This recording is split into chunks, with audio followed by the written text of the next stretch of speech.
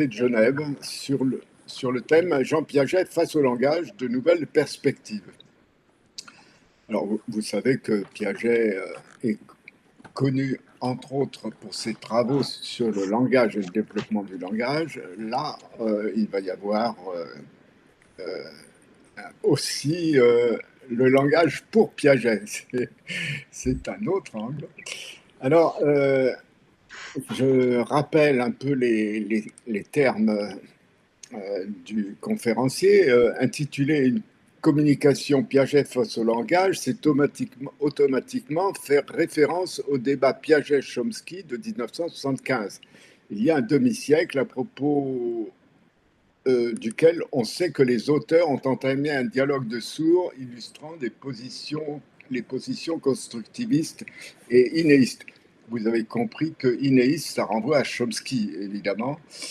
Et bon, l'inéisme a un peu vieilli et le constructivisme de Piaget retrouve une nouvelle jeunesse. Bon, il faut voir aussi que dans ces années-là, Chomsky essayait de régler ses comptes avec ce qui s'appelait le structuralisme, enfin ce qu'il appelait le structuralisme. Euh, et bon, tout ça, c'est du passé. Malgré tout,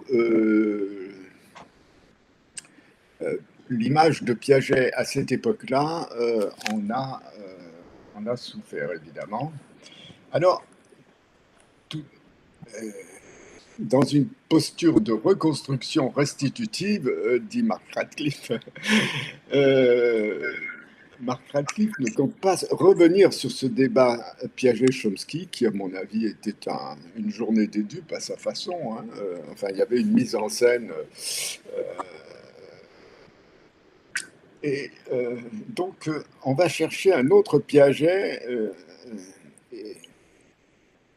Il y a effectivement, dit Mark Radcliffe, des avant et des après Piaget. Et cet autre Piaget pourrait être qualifié de Piaget sous Piaget, à la manière dont Jean Blaise Grise intitulait en 1996 une communication sous la psychologie, l'épistémologie. Il faut savoir aussi que Piaget était non seulement psychologue, mais aussi épistémologue. Hein. Et donc, on ne le trahit pas en cherchant comment il a élaboré sa pensée scientifique, évidemment. Notamment en étudiant les manuscrits et les documents personnels qui permettent de jeter une lumière nouvelle sur son œuvre. Alors, Mark Radcliffe est maître d'enseignement et de recherche à la FAPS en section de psychologie, Université de Genève. C'est l'héritier, enfin ce laboratoire est l'héritier évidemment de celui de Piaget, hein, où il enseigne l'histoire de la psychologie et l'épistémologie et il est collaborateur scientifique au centre Jean Piaget. Il a fait d'abord un doctorat de psychologie à Genève en 1995 et il a réalisé un PhD en histoire des sciences à l'University College à Londres en 2001. Il est l'auteur de nombreuses publications d'histoire des sciences, d'épistémologie et d'histoire de la psychologie. Il travaille actuellement sur les origines et les développements de la psychologie à Genève au XIXe et XXe siècle, notamment autour de la figure de Piaget précisément. Il a publié divers ouvrages sur l'histoire des laboratoires de psychologie, les laboratoires de l'esprit en 2006 par exemple, sur la microscopie, y compris un livre en anglais sur la quête de l'invisible en 2009, ou sur Piaget, Bonjour Monsieur Piaget en 2011. Et puis sur l'histoire de la femme, c'est 100 ans de vie. C'est un ouvrage collectif. Et sur la découverte scientifique, genèse d'une découverte, ainsi que sur l'histoire de la standardisation du langage, le tournant linguistique du XVIIIe siècle. C'est un livre paru en 2024. Alors, j'ai le plaisir de lui laisser la parole et vous la retrouverez au moment de la discussion vers 19 h et c'est Patrick Juignet qui animera cette discussion. Eh bien, merci beaucoup. Je vais partager l'écran. Vous m'entendez? Oui, très bien. D'accord. Alors, voilà. On va revenir. Vous voyez mon écran? Oui, c'est parfait. Parfait. Merci beaucoup. Donc, je remercie beaucoup François Rastier pour cette invitation à parler de Piaget dans ce séminaire sur la reconstruction. Donc, je vais passer sur Piaget-Chomsky, pour lequel, disons, qui mériterait beaucoup de recherche, mais que je n'ai pas faite.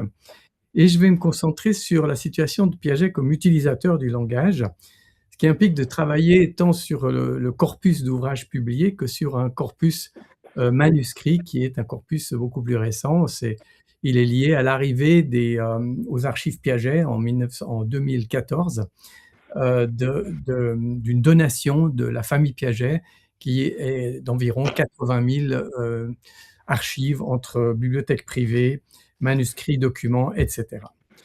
Pour aborder ce problème, je vais développer un peu, aborder le rapport de Piaget au langage. Je vais utiliser quelques concepts développés dans le cadre de travaux sur l'histoire de la langue scientifique et pour lesquels j'ai fait circuler un petit lexique exemplier avec quelques définitions. D'abord, je vais reprendre très rapidement ces définitions qui vont être, je pense, éclaircies par la manière dont je vais les amener dans le débat.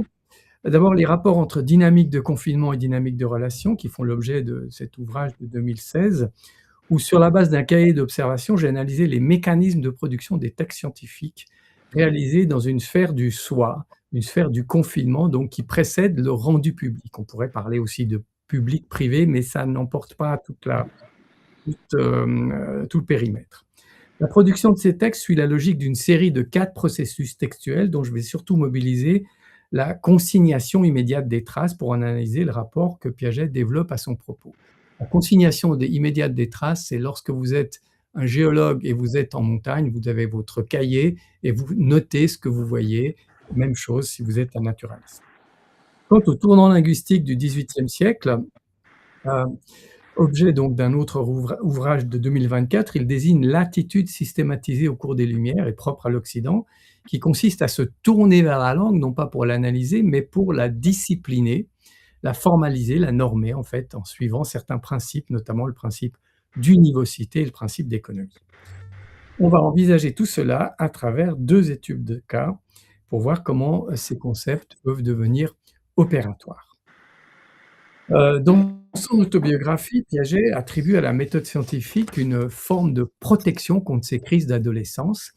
Je cite: « Je ne pus dominer ces crises que grâce aux habitudes mentales que j'avais acquises au cours de mes contacts initiaux avec la zoologie. » La fin de citation. Il reconduit donc la résolution des problèmes de l'adolescence à un habitus scientifique, ce qui, pris à un niveau de généralité élevé, est certainement le cas. En revanche, les habitudes ne sont pas seulement mentales, elles sont aussi d'une autre nature, elles peuvent être corporelles, et on le voit sillonner les Alpes lorsque, entre 13 et 18 ans, à la recherche de ces mollusques, il est donc malacologue, naturaliste, mais surtout ce sont aussi des habitudes d'écriture qui viennent cimenter l'équation penser, c'est écrire. Ou si on la prend dans les termes propres de l'autobiographie, j'écrivais même si ce n'était que pour moi, car je ne pouvais penser sans écrire. L'écriture vécue donc comme refuge de la pensée, d'où la légitimité d'une question demeurée inexplorée par l'historiographie, interroger l'écriture. On se posera donc des questions directrices. Quel est le statut de l'écriture chez Piaget? Fait-elle aussi l'objet d'un apprentissage déterminant? Quel moment faut-il le situer? Sur quel plan est-elle structurante? Et on va voir que les apprentissages vont être aussi bien disciplinaires, internes à une discipline, que transversaux. Internes à une discipline, justement, on sait que dans l'histoire des sciences, l'écriture de l'histoire naturelle a été la première à avoir été codifiée au XVIIIe siècle dans les travaux de standardisation du langage de Linné. Vers 1900, quand Piaget entre dans les ordres de l'histoire naturelle, les conventions de langage du savoir naturaliste dans le cas de l'histoire naturelle participent des apprentissages réguliers des néophytes. Elles ont été codifiées par la communauté des naturalistes lors des congrès de normalisation du langage scientifique en Angleterre en 1842 et en France en 1867. Le premier article de Piaget de 1907, c'est une petite note d'un tiers de page publiée à l'âge de 11 ans. Il rapporte une observation sur un moineau albinos, mais rédigée dans un langage évidemment vernaculaire. Ce n'est pas très étonnant. 2 ans plus tard, dans son second article de 1909, il a 13 ans, on note quelques avancées car il emploie la nomenclature latine pour une espèce, sa classification également avec 3 niveaux supérieurs, famille, sous-famille et genre, ainsi que les abréviations d'usage, par exemple pour les noms d'auteurs.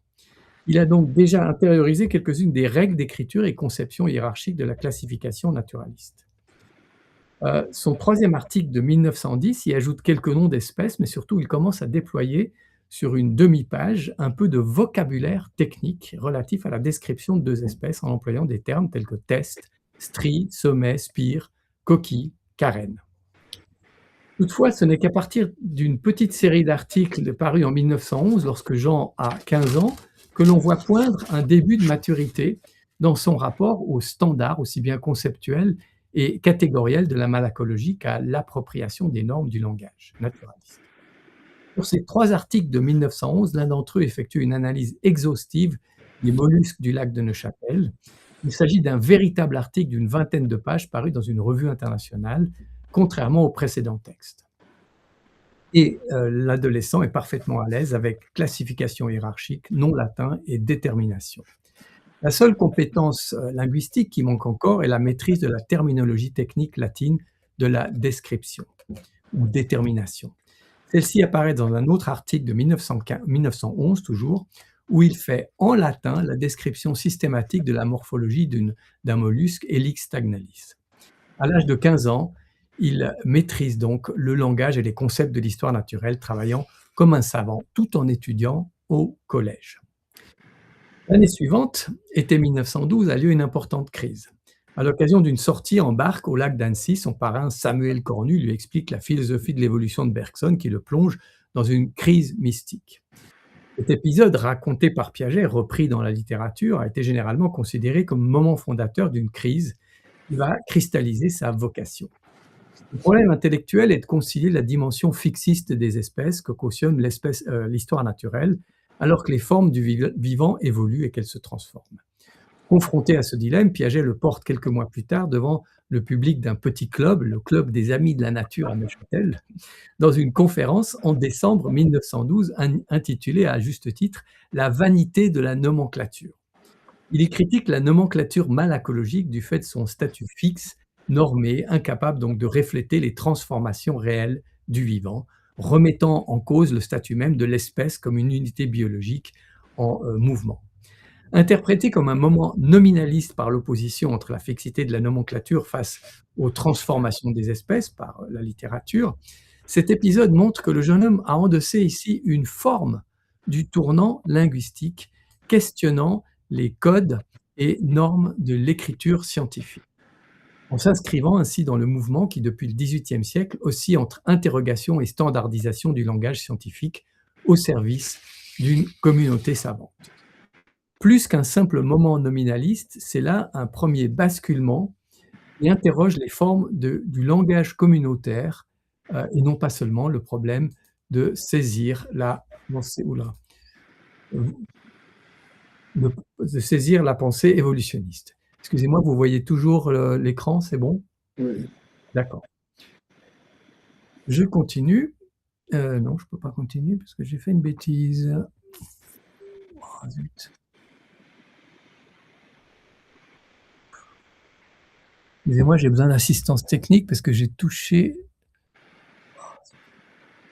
Oui. Alors, je vais revenir parce que j'ai juste touché quelque chose sur l'écran. Vous Voilà. pouvez, voilà, repartager. Très bien, Ah, une fois. voilà, mais simplement, j'ai plus accès. J'ai plus accès au. Oh non, c'est pas vrai. Qu'est-ce que c'est que cette histoire?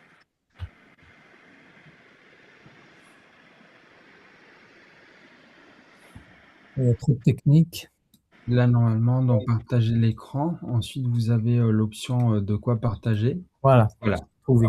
Simplement, faut que je fasse bouger ça parce que ça dérangeait. Excusez-moi. Je continue. Quelques années plus tard, le contexte va changer. Piaget a certes beaucoup publié en malacologie, presque une trentaine d'articles en 5 ans, et jusqu'à l'année 1915, il passe son bac au mois de mai et juin. Mais juste après éclate une maladie liée à ses excès de travail qu'il voit monter dans les Alpes à une station pour une cure au sanatorium. Il continue cependant de travailler et explore notamment le problème des rapports entre foi et religion en écrivant une brochure intitulée La mission de l'idée, qui paraît au début de l'année 1916, dans laquelle il adresse une série de critiques assez emportées envers la société et surtout l'Église qu'il perçoit comme figée et réactionnaire. Parmi les interlocuteurs de la réception, c'est encore le même Parrain Cornu, qui est lui-même un littérateur, qui va jouer un rôle fondamental dans un processus qu'on peut nommer modelage littéraire de l'écriture. De fait, à publication de la mission de l'idée, Jean l'a envoyé à divers journaux, ainsi qu'à toute sa famille. Il sollicite l'avis d'autrui. Fin février 1916, après lecture de la brochure, Cornu lui écrit une longue lettre où la critique est systématique et ciblée. Il va porter sur la forme et l'expression. Il relève d'abord que Jean a beaucoup d'idées, trop même, qui résultent d'un abus de lecture parfois mal digéré. Certes, Cornu tempère sa critique en la ramenant à l'inexpérience du jeune homme, citant comme exemple certains textes de jeunesse de Balzac ou bien des lettres de Pascal à sa sœur. Mais vient ensuite le cœur de la critique, je cite: « Tu ne feras rien de propre en littérature si tu n'apprends pas d'abord à écrire. » On est bien là dans une confrontation avec le langage de l'ordre de l'expérience du texte. Il constate aussi de Jean son esprit véritablement scientifique. Mais il ne se contente pas de l'exprimer, il va le démontrer en relevant quelques-unes des nombreuses, je cite, « fautes positives qui pêchent contre cette grande vérité, ce qui n'est pas clair n'est pas français ». Cornu donne alors de nombreux exemples d'impropriétés, de métaphores inadéquates, de confusion. Je cite: « L'héroïsme de Jésus, page 9. Tu confonds l'héroïsme mot païen avec la sainteté. L'imagination saoule, page 14. Saoule pour ivre ou affolé. » Cornu fait donc passer le texte par les fourches caudines et les canons de l'esprit littéraire français, en relevant force incohérences de mots ou d'images. Je cite: « L'idée fait battre un noyau », page 4. « Le fond de la nappe », page 5. « Bouger un élan », page 8. « L'âme fait tache sur un marais », page 9. « Écraser des soubresauts », page 29, etc. Cornu décèle donc des barbarismes, des abus, des pléonasmes, des banalités d'expression, tout ça c'est dans la lettre, des métaphores de mauvais goût, des entraves de style, souvent en déclinant quelques exemples, ainsi que du vague, de l'à peu près dans l'expression, de l'obscurité. Bref, c'est un laminage critique en forme, une vaste leçon de style français où, analyse rhétorique et expertise littéraire à l'appui, Cornu démonte entièrement le mode d'expression du jeune homme en montrant son absence de canonisme. Il passe ensuite aux 2 défauts majeurs. Absence d'un plan organisé est suivi d'abord. Éparpillement d'idées disparates, les mots sont durs, le lecteur est en reste, qui croit deviner le lieu où l'auteur voudrait l'emmener, mais sans en être vraiment sûr. Enfin, le défaut rédhibitoire, c'est l'absence de conservation du sens des termes, de stabilité, ce qui rejoint un des principes du tournant linguistique, la nécessité de l'univocité sémantique. L'idée, celle de la mission de l'idée, dont on devrait se faire une conception claire, est fortement équivoque. Il dit: « J'ai compté, rien que dans ta page 4, 11 acceptions différentes et même contradictoires de ce mot. » Cornu donne là une admirable leçon sur les frontières de l'univoque et de l'équivoque dans l'écriture, certainement perçue par Jean, en relation dialectique avec la question de la fixité de la nomenclature sur laquelle il a, comme malacologue, une grande expertise. L'univocité de la terminologie en histoire naturelle trouve son exact opposé dans l'ambiguïté foncière, dans la constante équivoque relevée par le Parrain. Les intentions du texte sont noyées sous le feu des images, des métaphores, et le rendu est fort abstrait. Le lecteur croit deviner que l'idée pourrait être la foi, la vie, la vertu, l'idéal, et il en résulte dérouté. Ce que Cornu fait donc entrer en jeu, c'est à la fois le télescopage du texte piagétien avec une zone de pertinence stylistique et la possibilité de s'en affranchir moyennant simplement l'apprentissage. Citation: « Tout le monde, les mieux doués, doivent commencer comme tu commences. Tu ne sais pas écrire, mais tu sauras un jour, très prochainement. » Il y a donc un savoir spécifique de l'écriture qui est aussi à travailler. C'est probablement la première fois que Piaget rencontre une critique de cette nature, c'est-à-dire relative au langage, à l'écriture et au style. Elle est nouvelle. Alors qu'il est coutumier de la critique scientifique sur les idées, comme le montre une controverse avec un personnage qui s'appelle Roskovski, l'attaque est ici d'un nouveau genre. Certainement, l'effet déstabilisateur dans l'immédiat s'est sans doute fait sentir positivement sur le long terme, Jean prenant tant ses distances avec l'ambiguïté qu'avec le style prophétique de sa première brochure. La lettre de Cornu, à laquelle s'ajoute celle de sa marraine, Marie Tabary, ont en commun de faire une lecture serrée du texte. Trouver de tels lecteurs impliqués qui savent entrer dans le texte, en comprendre les intentions, quitte à le démonter sur le plan de la forme ou de l'expression, est d'une richesse incalculable, si on parvient à en intégrer la leçon. Car du côté de Jean, accueillir éloge et critique implique d'avoir confiance en autrui, d'accepter une expertise et de voir ébranler sa confiance en soi. Aussi, un des enjeux de sa lettre est-il clairement la construction des outils mentaux et techniques de la résilience intellectuelle dans laquelle Piaget est pris à partir de la publication de ce texte sur la mission de l'idée. À ce titre, cette construction participe des composantes de la crise de l'été 1916 dans laquelle prennent aussi place d'autres des affaires de cœur et en relation avec sa propre mission. Mais cet été 1916, la plume est tournée vers soi, aboutissant à la rédaction de son journal intime et non plus à des textes à destination du public. Cette situation tiendra jusqu'à une première résolution vers 1916, où il va rédiger son roman Recherche jusqu'au printemps 1917, et il va prendre peu à peu le style avec l'écrit précédent.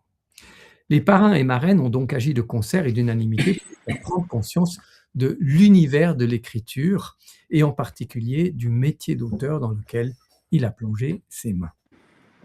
Il est difficile d'évaluer pleinement la profondeur atteinte par l'intervention critique de Cornu, dont on voit qu'elle n'a rien à cacher. Une des conséquences en est certainement un changement dans le personnage, dans son rapport à l'écriture et au public, comme le montre sa rétention vis-à-vis des publications scientifiques entre 1916 et 1920, où il a cessé de s'atteler aux articles de biologie.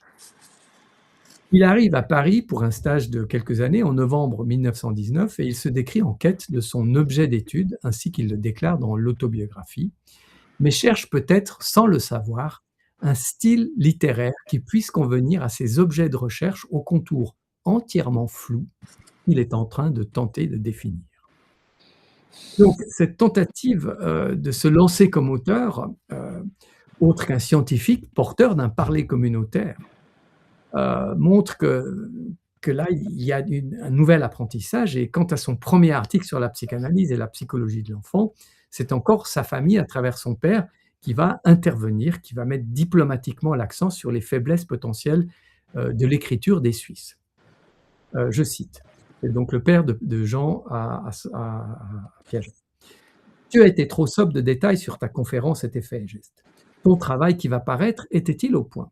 Il faut te dire que les Suisses romands, au point de vue du français, sont mal débrouillés. Par un Cornu a dû te le dire. Ne pourrais-tu pas m'envoyer tes épreuves? Ça m'intéresserait fort. » Donc là, on voit une autre intervention d'un autre lecteur impliqué.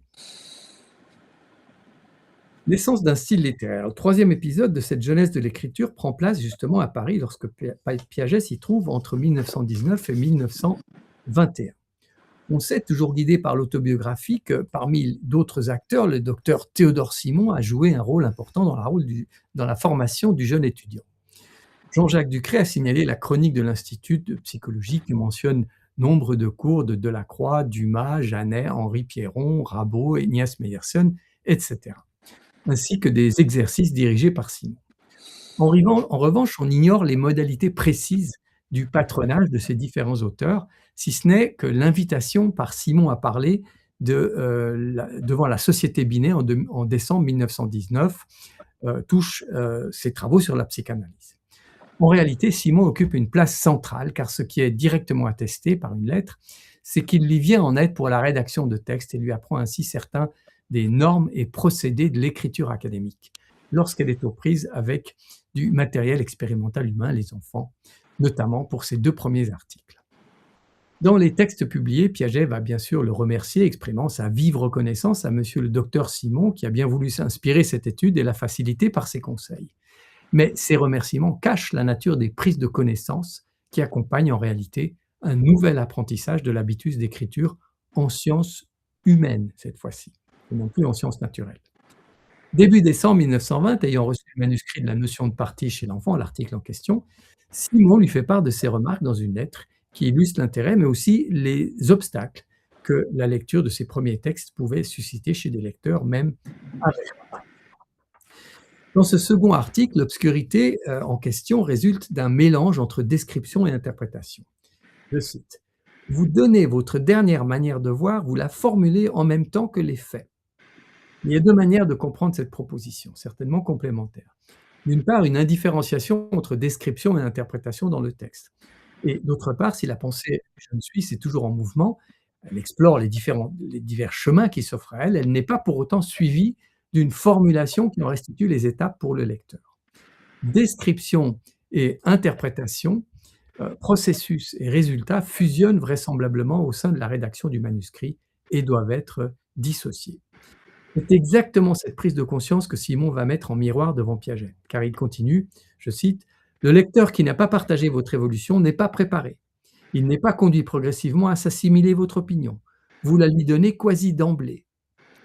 Cette lettre fait donc certainement prendre conscience au jeune homme encore un peu plus des différences de niveau entre étapes, processus, résultats, mais cette fois-ci sur un plan d'exposition stylistique.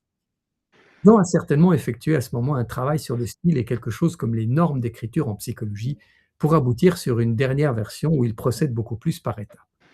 Et Simon de lui dévoiler ensuite un procédé d'écriture, il faut se représenter son lecteur lorsqu'on écrit. Comment me faire comprendre à mon tour? Votre rédaction est excellente pour vous. Elle n'est pas assez faite en fonction du lecteur. Représentez-vous en tête-à-tête avec un ami cultivé, mais étranger à vos idées et à qui vous voudriez expliquer vos recherches et vos conclusions. Vous opérerez un peu autrement. Par contraste avec la sphère ouverte par ce conseil, l'écriture scientifique de l'histoire naturelle que Jean maîtrise parfaitement est ultra codifiée et n'a donc pas besoin que l'auteur s'imagine un lecteur extérieur. La maîtrise des normes d'écriture des sciences naturelles comprend déjà l'audience parce que celle-ci est spécialisée, elle partage le même code. Et cela joue donc un rôle de substitut communautaire. Il n'y a pas besoin de s'adresser à un lecteur imaginaire comme c'est le cas dans les sciences humaines, au statut normatif intermédiaire entre les sciences naturelles et l'écriture d'auteur, du moins à cette époque. Les critiques autrement plus développées de son parrain cornu avaient joué sur d'autres niveaux, à la fois sur le style et l'expression, mais également sur la résilience intellectuelle. Il fallait absorber le choc de s'imaginer débutant et écrivain médiocre. En revanche, les appréciations de Simon ne touchent pas vraiment à la résilience, mais lui transmettent quelque chose d'un savoir-faire de l'écriture académique et de la gestion de ses aspects normatifs, dans le cas particulier de la psychologie. Il s'agit bien là d'un apprentissage fondamental qui participe de la création d'un style académique, un style littéraire, car c'est bien d'un article dont il est question, et d'autant plus fondamental que rien n'en a filtré dans l'autobiographie de Piaget. En effet, à cette époque, Piaget est déjà passé par plusieurs formes d'écriture, c'est-à-dire plusieurs genres littéraires. D'abord, l'article scientifique de malacologie, fort codifié, maîtrise de la nomenclature, taxonomie, etc. Ensuite, l'essai philosophique autobiographique, dont on voit des exemplaires avec La mission de l'idée ou un autre texte qui s'appelle Recherche. Ensuite, le compte-rendu critique d'ouvrage, compte-rendu comparatif, c'est cet article de 1914 sur Bergson et Sabatier. Et finalement, l'article de synthèse sur la psychanalyse de 1920, vraisemblablement supervisé par son père pour ce qui concerne l'écriture. Mais un style que Piaget ne maîtrise pas, pour la bonne raison qu'il n'existe pas, c'est justement le texte de psychologie qui mêle le travail empirique sur l'enfant et la réflexion interprétative. Entre deux se situe la maîtrise d'une série de méthodes coordonnées entre entretien clinique avec les enfants et analyse sémantique et typologique des protocoles. Ici, d'autant plus que si Piaget connaît bien la psychologie de l'enfant, il a lu Claparède, Beauvais, Descotes, Stern, James, Baldwin, Janet, etc. Ce qu'il va progressivement créer durant la période parisienne, ce n'est pas seulement la méthode clinique, comme le soutient l'historiographie, mais bien aussi emboîté dans une nouvelle culture de recherche, un style littéraire expérimental employant une méthodologie clinique dont le succès va faire la fortune des idées de l'école de Genève. En d'autres termes, ce à quoi on assiste ici, c'est à la naissance d'un style littéraire scientifique pratiquement inconnu jusqu'alors. On continue, tous ces enseignements vont mûrir au fur et à mesure de ses premiers écrits, tout en développant le nouveau style littéraire de la recherche piagétienne. Celle-ci s'organise dès les premiers articles de 1921 et arrive à une première mise en forme dans les ouvrages parus dans les années 20. Ensuite, loin d'être figé, le style se renouvelle, se modifie au cours des 60 années de son emploi par Piaget et au sein du mouvement piagétien. Toutefois, les enseignements littéraires ne sont pas restés uniquement dans l'enclos du texte et se sont répandus sur d'autres plans des pratiques académiques, notamment la lecture, la conceptualisation, voire même le comportement du chercheur. Certains manuscrits fournissent des indications claires que Piaget a assimilé les idées de Cornu, de Simon, ainsi que celles d'autres auteurs tels que Meyerson ou Jérôme Lalande. Les idées, je parle bien sûr sur l'écriture, le style, la forme, les normes littéraires. Ainsi, en février 1922, on le voit dire dans une conférence à l'Université de Genève que, je cite, « Nous pensons en parole. Nous pensons toujours en pensant à quelqu'un quand nous lisons un livre. » C'est la question de l'audience, ce qui est une transposition sur la lecture des dits de Simon. Similairement, une idée impliquée derrière la pratique consiste à imaginer une audience lorsqu'on écrit. Cette idée va rebondir dans son premier ouvrage, Le langage et la pensée chez l'enfant, non plus en tant qu'écriture, mais bien en tant que concept socialisé de la pratique du chercheur. On est en 1923. L'adulte, en effet, même dans son travail personnel et intime, même engagé dans une recherche incompréhensible pour la plupart de ses semblables, pense socialement. Il a continuellement présent à son esprit l'image de ses collaborateurs et contradicteurs, réels ou éventuels, celle des gens du métier en tout cas, auquel tôt ou tard il annoncera le résultat de sa recherche. Cette image le poursuit au cours même de lui une perpétuelle discussion mentale. La recherche elle-même, dès lors, est socialisée dans presque chacune de ces étapes. Autrement dit, le chercheur qui partage implicitement un langage et des normes d'écriture construit un système de représentation incluant une coopération sociale et communautaire potentielle, opposée à l'égocentrisme qui est un fondement lointain pour la notion de sujet épistémique de Piaget. Cette prise de conscience est fondatrice d'une culture de recherche piagétienne. En termes contemporains, on dirait en psychologie que le chercheur endosse une théorie de l'esprit communautaire. Et c'est là aussi un résultat issu du passage par le tournant linguistique consistant à un moment donné à se tourner vers le langage dans le but de le discipliner et d'en saisir les contraintes. Ainsi, les contenus de ce que Simon lui révélait sur le plan de la rédaction du texte semblent s'être métamorphosés en conception théorique dynamique d'un mécanisme du développement valable aussi chez l'adulte, auquel il consacrera de nombreux travaux et qui impliquent les notions de socialisation et de coopération. De plus, il y a là une racine lointaine pour la théorie piagétienne de la coordination sociale des points de vue, dont la formulation date des années 30. Une autre leçon de Simon va être retenue et consiste dans la différenciation entre description et interprétation. De fait, une des caractéristiques de l'article piagétien est l'utilisation d'un paragraphe spécifique, souvent mis en retrait et souvent encore plus petit, d'une typographie plus condensée. On le voit avec cet exemple de 1924. Et cette typographie condensée concerne exclusivement les observations ou les dialogues avec l'enfant, parfois résumés et souvent transcrits intégralement. Les textes qui utilisent cette structure offrent ainsi à la lecture une nette différenciation graphique dans l'espace de la page, où ce qui ressortit au registre du fait est distinct de celui de l'interprétation, situé dans le corps du texte. Or, la présence de ces paragraphes factuels, qui prendra une place si importante dans le style littéraire piagétien, est précoce. On le trouve, quoique non systématisé, justement, dans le premier article de psychologie de l'enfant de Piaget. Il y a certes par là une grande originalité de cette décision éditoriale, vu que la distinction est parfois présente dans certains textes de l'époque. Mais par sa systématicité, elle est devenue une marque de fabrique de l'article piagétien. Il fonde en effet ses propos sur l'analyse qualitative des conversations avec les enfants. Et là encore, cette structure se présente comme une solution répondant à la critique de Simon, selon qui le texte de Piaget présentait une confusion entre fait, description et interprétation. Les échanges au sujet de l'écriture semblent aussi avoir essaimé sur l'attitude de Piaget, car à travers les critiques reçues, on peut aussi identifier de nouvelles postures et des leçons de vie que Piaget a endossées et faites siennes. C'est le cas, on l'a vu avec la résilience intellectuelle, donc en 1916, qui va rester caractéristique de son rapport à la critique d'autrui. Le mouvement consiste d'abord à accueillir une critique, encadrer les zones de pertinence et en évaluer l'apport entre compréhension et incompréhension par le contradicteur. Aussi dans un premier temps, car ensuite la déontologie qu'il se donne face aux incompréhensions qui sont si fréquentes consiste à inviter plutôt qu'éviter. Autrement dit, de proposer de coopérer ensemble au travers de la discussion, de manière à coordonner les différents points de vue sur le même objet, dans une dialectique d'intégration des différences dépassant le conflit des interprétations. Et il y a plusieurs textes, que ce soit des articles, des ouvrages, des séries d'articles qui sont produits suite à ce phénomène de résilience intellectuelle. L'autre leçon prend sens dans le cadre de la résolution de ces crises d'adolescence, notamment en lien avec la psychanalyse, peut-être amener à un changement d'attitude générale dans l'écrit et face au communautaire. De fait, un des points communs de la mission, de l'idée et de recherche, ces deux textes où ils se cherchent comme auteurs, on va dire, est leur côté provocateur, réformateur, prophétique.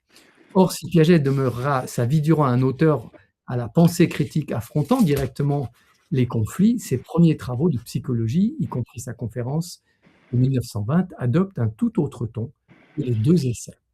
Il se caractérise par une posture de modestie. Ainsi, la rupture est-elle nette entre le ton de la pensée sceptique, voire caustique des deux essais, et la modestie qui caractérise ses premiers textes de psychologie. Encore jusqu'en 1927, Piaget, bien qu'ayant publié 4 ouvrages devenus rapidement des classiques, se refuse à donner une théorie, je cite, et propose des solutions à des problèmes délimités. Mais la modestie est aussi la traduction d'une prise de conscience de son rapport à la communauté scientifique, médiatisée par la demande de lecture par son père et la remarque de Simon sur la représentation de l'audience durant l'écriture. Car, prolongé dans le terrain fertile de la pensée du Suisse, l'enseignement de Simon signifie qu'autrui est dans soi et que le social est dans l'individuel à travers l'acte d'écriture, c'est-à-dire de penser. Rappelons-nous que Piaget déclare dans son autobiographie « Je ne peux penser sans écrire ». D'où une conception de la société et de l'individu qui va être envisagée comme des processus, et des processus continus et non pas des états, ce qu'il va défendre à partir de 1928. Comme le montrent ses interactions avec les auteurs qui le guident en 1911 et 1921, c'est bien lors du processus d'écriture que sa pensée commence à s'appuyer sur le savoir communautaire, c'est-à-dire en anticipation, contrairement aux 2 essais rédigés durant la guerre où il était seul à écrire et seul responsable. Cette recherche montre que l'analyse des processus relatifs à l'écriture, aux normes et à la question littéraire employée par Piaget, ignorée par l'historiographie, fournit un éclairage nouveau sur la dynamique piagétienne de production des connaissances. On a parlé du rapport au tournant linguistique, on a vu Piaget s'approprier les connaissances de ce fonctionnement socio-linguistique de la science sous différentes formes. D'abord, la maîtrise de l'écriture scientifique des sciences naturelles, c'est 1911, il a 15 ans. Ensuite, le questionnement des normes et de la fixité de la nomenclature, 1912, 16 ans. La prise de conscience du principe d'univocité, 1916. La distinction entre interprétation et description, 1920. Et l'importance de l'audience dans l'écriture des sciences humaines en 1920. On peut alors ramener ce rapport de Piaget au langage à certains principes du tournant linguistique. D'abord, le principe d'univocité sémantique et ensuite le partage communautaire d'une norme d'écriture appliquée d'un côté aux sciences naturelles et de l'autre côté aux sciences humaines. Il manque un troisième aspect du tournant linguistique, n'est autre que le principe d'économie. Dans le tournant linguistique du XVIIIe siècle, il prend plusieurs formes. C'est par exemple l'obéissance des règles de production d'un nom à une norme, par lequel le nom botanique devient binomial et plus court par rapport aux phrases désignant les plantes au XVIIe siècle. Les noms des plantes pouvaient avoir jusqu'à 12 ou 13 mots. Ce sont les abréviations de la botanique. C'est aussi la gestion de la tour de Babel des noms botaniques par l'invention de la synonymie, non pas celle des dictionnaires, mais celle de la botanique par Caspar Boin en 1600. La synonymie permet de ramener à un seul nom-phrase latin l'ensemble des appellations vernaculaires de telle espèce. Comme vous voyez, il y a des interactions entre lexicologie et botanique. Pour aborder le principe d'économie, il nous faut voir comment Piaget instrumente le langage. et on va parler à ce propos d'une autre forme qui sont justement les techniques d'écriture abrégée que je vais aborder. Contrairement à la partie précédente, qui a fait l'objet de recherches, je dirais, assez abouties, le travail sur les techniques, d'écriture abrégée est un chantier en cours et donc, il prend plutôt la forme de sondages et d'hypothèses, que je vais, suivre. Face à l'écriture, le besoin de Piaget est très tôt lié à ce qu'il considère être sa mission, absorber le plus possible de connaissances pour fonder une théorie de la connaissance enracinée biologiquement. Pour cela, un médium privilégié est évidemment l'écriture. Elle suppose de trouver progressivement une réponse à une question qui devient de plus en plus importante: comment affronter la quantité d'objets à connaître? Que ce soit les lectures, les cours et les faits à produire, à s'approprier, à produire avec le système d'écriture en usage. Il faut donc affronter ce problème qui est, par ailleurs, semblable à celui qu'affronte la seconde partie des Lumières, à savoir un accroissement des objets et des mots et des circulations.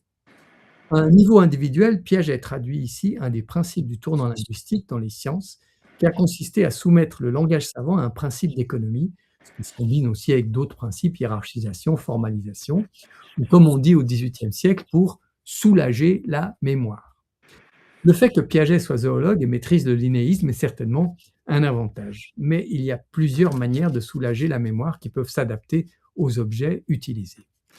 Les nomenclatures naturalistes fixistes s'adaptent aux accroissements d'objets et de mots alimentés par la colonisation et dopés par l'extension de la rationalité des Lumières.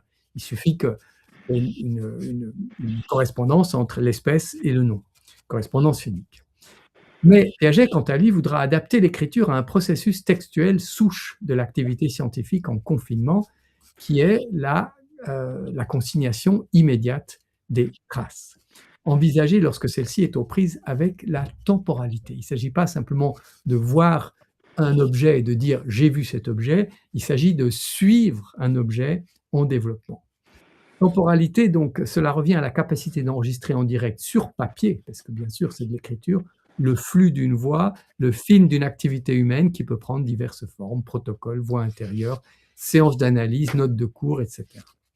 Pour cela, il invente justement ces techniques d'écriture abrégée, dont nous allons analyser les principes, sachant qu'elles se manifestent selon deux facteurs, qu'elles varient selon deux facteurs, le genre textuel, la date bien sûr, et qu'on peut les mesurer selon trois dimensions.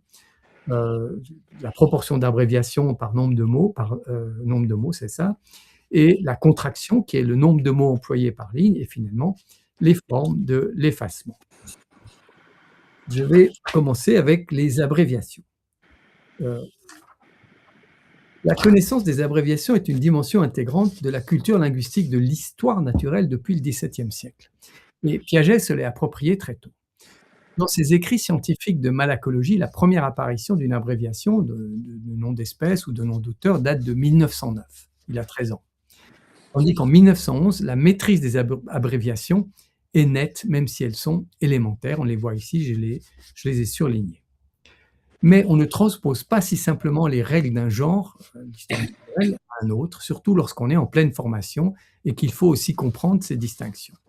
Ainsi, dans ses premiers écrits non malacologiques, comme cet essai manuscrit de 1917, ces textes ne comportent pratiquement pas d'abréviation.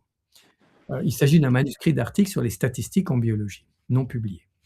Le genre employé joue évidemment un rôle selon qu'il s'agit d'un manuscrit destiné à l'édition, dans lequel il y aura moins d'abréviations, comme le montre également la préface du livre « Langage et pensée chez l'enfant » en 1923. On n'a pas d'abréviation, un pourcentage très faible dans l'ensemble de la préface. Un autre genre où il y a peu d'abréviations, voire aucune, sont les égo-documents, comme par exemple son journal de 1916, où on voit que l'écriture elle est plus large, mais on n'a pas non plus d'abréviation, ou encore ces transcriptions de rêves en 1919, probablement rédigées le matin au réveil. Ça, c'est une variable dont il faudrait tenir compte. On a peut-être, par exemple, les 2 boîtes de Clausilia Parvula dont il parle, il aurait dû les abrévier des CL Parvula, par exemple. On trouve ça s'il avait écrit, je dirais, en pleine veille, probablement. Mais c'est comme ça. Je n'ai conduit à ce propos, il faut le dire, aucune étude systématique et les données que j'apporte sont à prendre comme un sondage. Les correspondances, qui sont un autre type d'égo-document, comportent également peu d'abréviations. Elles dépendent du destinataire, parce que par exemple, La correspondance biologique comporte des abréviations du langage technique, tandis qu'avec la fratrie ou les amis, elle comporte aussi quelques abréviations très courantes, mais pas dans d'autres types de lettres. Un résultat de ce sondage est que les écrits scientifiques rédigés dans le cadre de la dynamique de confinement, c'est-à-dire non destinés, ce sont des documents de travail, hein, non destinés à la publication directe, contiennent une proportion d'abréviations nettement plus élevée, entre 20 et 25%. Par exemple, les notes de cours de 1918, c'est son cours chez Bleuler. On voit ici angoisse, persécution, symbolisme, sexuel, transformation dans le Saint-Esprit, refus de nourriture, etc. Les séances d'analyse où Piaget joue le rôle d'analyste en 1919. Pourquoi n'avez-vous pas de psychologie jusqu'à présent? ST pour présent, etc.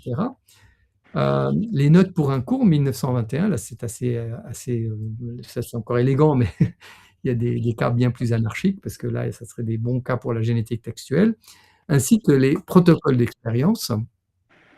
Alors, je vais juste vous lire. Jean dit à ses sœurs, mes fleurs sont jaunes, 3 sœurs la première, jaune la deuxième, rouge la troisième, jaune la première et la troisième ont raison, etc.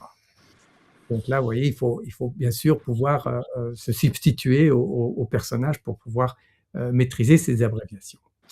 L'hypothèse qui en résulte est que l'utilisation d'abréviations hors écrits malacologiques est élevée pour les écrits scientifiques produits dans le cadre du confinement, mais destinés à être retravaillés, contrairement aux manuscrits finaux de texte ainsi qu'aux égaux documents. Ceci pourrait être éprouvé par une enquête menée sur un échantillon plus vaste. Il s'agit bien sûr d'une hypothèse. Deuxième technique, la contraction. Désignée comme contraction, cette technique consiste à utiliser un plus grand nombre de mots par ligne, mesuré par un indice.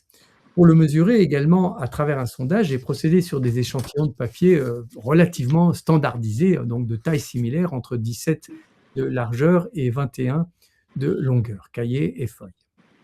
On voit que pour les manuscrits de texte publiés, l'indice de contraction croît en fonction du temps. En 1917, on a 6 mots par ligne, 6,6 mots par ligne. C'est un manuscrit d'un essai pour le prix. L'écriture devient plus contractée pour le manuscrit de la préface 8 ans plus tard, 1923. Et l'indice est de même ordre en 1925 dans un manuscrit pour l'année psychologique, qui est donc une revue de psychologie. Et là, je dirais, on est arrivé à une certaine maturation. Si on faisait une statistique sur ces écrits postérieurs, on arriverait entre 8,5 et 9,5. Le mouvement d'accroissement de l'indice en fonction du temps est également similaire pour les égaux documents, parce qu'on avait un mouvement qui variait de 6 vers 1916, donc il y a une frontière qui se dessine vers 1917, tandis que vers 1919, on est à 8. Donc là, il y a eu une certaine augmentation durant cette période. Et si on va voir maintenant l'autre catégorie, les écrits scientifiques privés, entre notes de cours et données de la recherche, mais je les ai que à partir de 1918, les indices aussi selon les genres, mais ils sont beaucoup plus élevés que les précédents. L'indice des notes de cours suivies est de 11,6, tandis que donc par rapport à 8 et 6 auparavant, les séances de psychanalyse sont à 12, les notes pour les cours sont à 11,7, et les protocoles montrent un indice de plus de 15 mots par ligne, qui est évidemment lié à l'importance des abréviations. Bien qu'il s'agisse juste d'un sondage, certaines tendances apparaissent, notamment on constate un accroissement du nombre de mots par ligne, c'est-à-dire une contraction purement matérielle, car pour les deux genres des manuscrits scientifiques et des égaux documents, la quantité est moindre jusqu'en 1917 par rapport aux écrits postérieurs à 1919. La date de 1917-1918 semble donc être un tournant, ce que d'autres sources contribuent à indiquer. Un dernier procédé de raccourcissement du texte est l'emploi d'une manipulation syntaxique du type de l'effacement dans la phrase.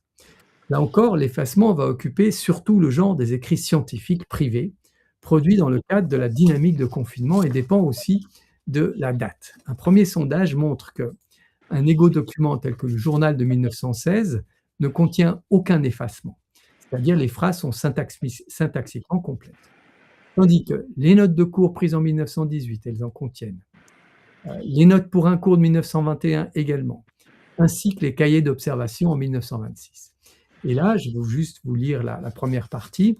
Miroir, toujours, il s'agit de sa fille Jacqueline. Miroir, toujours grande joie à se voir dans un miroir, signe d'adieu, sourire, se regarde avec un intérêt très vif, semble se reconnaître pour les raisons suivantes, etc. Tend le bras, touche, etc. Là encore, on a la date de 1917-1918 qui semble instituer un basculement qui active le développement de ces techniques d'écriture abrégée qui coïncident avec les deux autres techniques de l'abréviation et de la contraction. Interprétation. J'ai dit que ces techniques d'abréviation traduisaient l'attention de Piaget envers le principe d'économie, donc une autre manifestation du tournant linguistique. Mais quelles sont les formes prises par ces économies? Alors, on va apprendre à personne, je pense ici que les abréviations permettent d'économiser des phonèmes, tout en restant tendues dans l'activité de rédaction. Cela suppose néanmoins la création d'un automatisme pour le point d'abréviation qui est beaucoup plus répandu que le point de ponctuation dans ces écrits justement qui sont propres à la dynamique de confinement, ainsi que le maintien d'un équilibre avec les contraintes de l'interprétation des abréviations, parce qu'il faut éviter qu'une abréviation soit ambiguë. En revanche, quelle est l'économie de la contraction? Eh bien, la contraction, le nombre de mots par ligne, permet de diminuer le nombre de gestes utilisés dans la rédaction que l'on peut classer par type d'interruption appelant un geste autre que celui de la rédaction graphique. Il y a comme différents types de gestes, le retour de la main à la ligne, ensuite le retournement de la feuille et finalement le changement de feuille. Avec ça, l'espace de la page achevée en résulte occupé par un plus grand nombre de mots, donc plus condensé, une quantité qui doit être également équilibrée avec la lisibilité.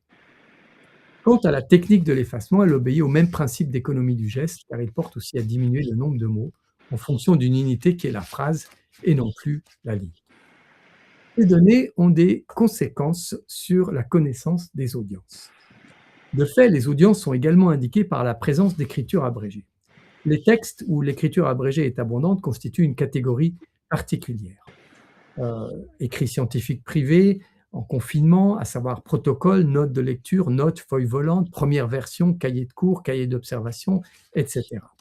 Leur point commun est simple à deviner. Aucun de ces documents n'est pensé pour quelqu'un d'autre que leur auteur, Piaget. Et c'est là une des significations du confinement, bien qu'il ne s'agisse pas d'égaux documents tels que le journal intime ou la correspondance. De fait, la catégorie des égaux documents, qui regroupe les correspondances avec certains des manuscrits que j'ai cités, n'est pas vraiment pertinente pour comprendre le lieu d'inscription de ces techniques. La catégorie est plutôt la dissociation, ou plutôt la dissociation pertinente, vient plutôt la différence entre dynamique de confinement scientifique personnel et dynamique de relation où les textes sont rédigés à destination d'autrui, orientés donc vers le rendu public. Passons maintenant aux fonctions du système. Finalement, à quoi sert ce système d'écriture abrégée? Comment on peut traduire ce principe d'économie? Généralement, les techniques d'écriture abrégée produisent une importante modification de la vitesse d'écriture dans le sens d'un accroissement. Il n'y a pas que le résultat matériel de la page qui reflète le principe d'économie, mais aussi le processus temporel. Ainsi, dans un espace de temps plus court, un nombre de mots plus élevé peut être transcrit par celui qui maîtrise cette technique. L'écriture abrégée peut alors mieux correspondre à plusieurs fonctions audience relatives à des situations dans lesquelles est mis l'auteur et répondant à la temporalité plus précise du processus textuel de la consignation immédiate des traces, mais une fois qu'il est mis en rapport avec un développement temporel, avec quelque chose qui dure. Cela met donc en évidence, d'une part, la vitesse de pensée de l'auteur qui interagit ou pas avec l'extérieur. Premièrement, lorsque les pensées réagissent à une source écrite directe, qu'elle soit imprimée ou manuscrite, c'est le cas du résumé d'idées, le résumé d'ouvrage, où intervient également aussi l'esprit de synthèse. Deuxièmement, il y a la traduction de l'observé, lorsque ce qui est rédigé décrit des phénomènes produits ou observés. Ce sont les cahiers de notes sur les mollusques et surtout les cahiers d'observation de ces enfants hors langage, les observations de leurs actions, de leur conduite. Troisièmement, lorsque ce qui est pensé, donc cela met en évidence ce qui provient du fond propre de la pensée de Piaget, activité de rédaction qui permet alors une traduction plus rapide de l'interprété, qui correspond probablement mieux à sa vitesse de pensée. On pourrait parler à ce propos d'adhérence de l'écrit aux pensées. Ce sont les brouillons de notes pour des textes, cours et conférences. Mais cela met en évidence également la vitesse du débit de parole d'un sujet. Un certain nombre de textes contient des résumés de cours, des conférences suivies par Piaget. Les techniques lui permettent d'en synthétiser plus rapidement les contenus sans que pour autant ceux-ci soient consignés intégralement. On trouve une activité de transcription par ailleurs des contenus de parole d'autrui qui, elles, sont pratiquement intégrales, qui sont enregistrées sur papier au plus près de leur intégralité. Il s'agit là d'une activité de type secrétariat ou transcription, dont l'objectif est de restituer au plus près la parole d'un sujet. On la retrouve pour des transcriptions de protocoles d'enfants, des séances d'analyse de rêves, qui sont retranscrites verbatim. Je vais arriver sur ma conclusion. On a vu dans cette communication le jeune Piaget aux prises avec le langage selon deux grandes directions du tournant linguistique. D'une part, le principe d'univocité, évidemment aussi les normes d'écriture, la sensibilité aux normes, et d'autre part, le principe d'économie. Le premier concerne la genèse d'un style littéraire scientifique où l'on peut identifier plusieurs étapes aboutissant à l'article piagétien. En premier, cela concerne l'écriture scientifique en sciences naturelles, donc de la biologie, que Piaget maîtrise pleinement dès l'âge de 15 ans. Cette période se joue entre 1911 et 1915 et sa conférence sur la nomenclature de 1912 ne l'a pas empêché de continuer à l'employer pour ses travaux biologiques, étant donné sa valeur communautaire. Il écrit en fonction d'une communauté. Ce n'est pas un auteur qui écrit en fonction de lui-même ou d'une communauté extrêmement restreinte. Ensuite vient l'intervention de lecteurs impliqués. Au début 1916, les fortes remarques de Cornu, qui portent sur le style et l'expression, montrent que sa tentative de se poser en auteur littéraire suppose des apprentissages et vont lui faire réviser la valeur de l'univocité. Vient ensuite à Paris, entre 1920 et 1921, la lettre de Simon qui le met au clair donc, sur certaines règles de l'écriture en sciences, mais non plus en sciences naturelles, dans les sciences humaines. Notamment, il lui fait prendre conscience que l'écriture s'adresse à une audience qui participe à en déterminer le cours. Et une autre manière de faire entrer la dimension communautaire dans l'écriture. Ainsi, ce parcours de l'écriture met surtout en relief la question de l'ambiguïté de ses productions littéraires versus l'univocité de ses écrits scientifiques et accentue sa connaissance des normes de l'écriture qui sont valables en fonction de la discipline spécifique d'une communauté. Concernant le principe d'économie, on a rapidement passé en revue la dimension économique des résultats obtenus au moyen des techniques d'écriture abrégée, l'abréviation, la contraction et l'effacement. On les a vus se développer à partir d'une origine dans la malacologie en 1911, notamment les abréviations, et on a pu faire l'hypothèse sur la base de ces sondages que la période de 1917-1918, lorsqu'il est à l'université de Neuchâtel, est une période de création de ces techniques. C'est une hypothèse qu'il faut évidemment éprouver par de nouvelles sources. Une autre hypothèse qui était apparue est que le lieu où s'expriment le mieux les techniques d'écriture abrégée semble bien être non seulement la dynamique de confinement, mais également le processus textuel souche qui lui correspond, c'est-à-dire la consignation immédiate des traces. Lorsque, en effet, on se prend à vouloir consigner des traces in vivo, en suivre la temporalité pour saisir le développement mental à travers ces manifestations, que ce soit le comportement ou la parole. En conclusion, il semble que les concepts du tournant linguistique, ces principes, la distinction entre dynamique de confinement et de relation, avec leur processus textuel, semblent opératoires pour permettre de comprendre la genèse d'une œuvre, cette histoire restitutive dont je parlais, à travers la maîtrise par son auteur de son langage et en particulier de son rapport à l'écriture. Je vous remercie.